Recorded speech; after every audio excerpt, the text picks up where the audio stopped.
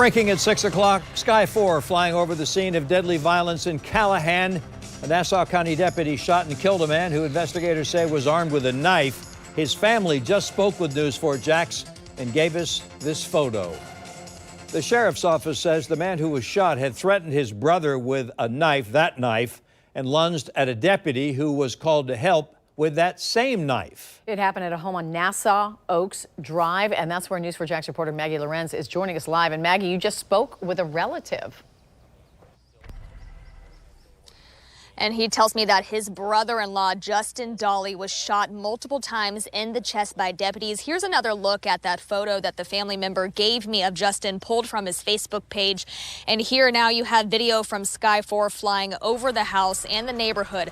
The family member that I spoke with says he was not involved in today's shooting, but was in the house in another room asleep when the shooting happened. Now, that is different from what the sheriff's office told us earlier today. The undersheriff told us that it was just the two brothers that was in the house.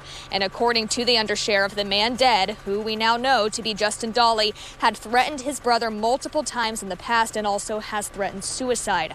The undersheriff told us when deputies got here, they tried to talk with Dolly for about 15 minutes, who had a knife the whole time.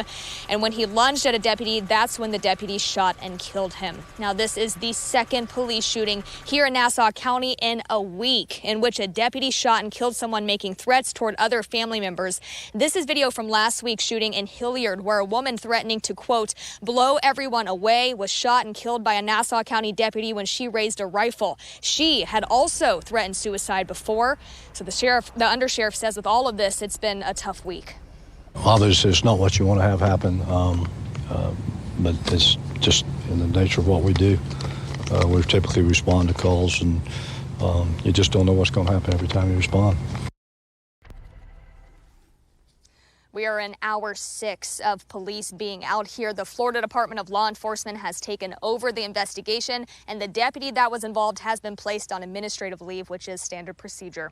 We're live in Callahan. I'm Maggie Lorenz, Channel 4, the local station.